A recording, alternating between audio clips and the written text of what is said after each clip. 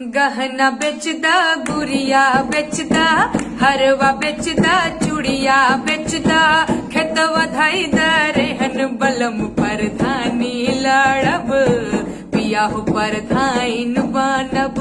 गहना बेचदा, गुड़िया बेचदा, हरवा बेचदा, चूड़िया बेचदा, खेतवा धाई दरेहन बलम परधानी लड़ब, पिया हो परधाइन बनब। कैसे कि जितला के बाद हमार बैंकवा के खाता चरचरई हो, गौआ जवार चाहे केतनो खिसियाई कचकचाई हो। भाव न देह भाव काल में रहब, भाव न देह भाव काल में रहब, सिल्क सड़िया पहन बलम परधानी लड़ब, पिया हो परधाइन बनब। और काका भाव बा कि जितला के बाद काका होई सपना बा कि ईटा के देवाल पे पुट्टी पलस्तर हो आई हो,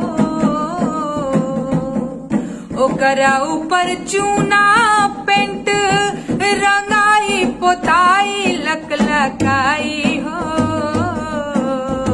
ए मोर बल मुए हो करे जा, ए मोर बल मुए हो करे जा, बदली रहन सहन बलम परधानी लड़ब, पिया हो परधाइन बनब। और का बा भाव मन में कि दुबर पातर दहिया हमार देखिया कुछ दीने में मोटाई हो,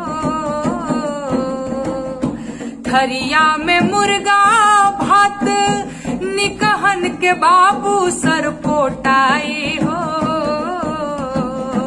बैठी बोलेरो परधाइन कहाइब, बैठी बोलेरो परधाइन कहाइब, जुड़ाई हमार जहन बलम परधानी लड़ब, पिया हो परधाइन बनब।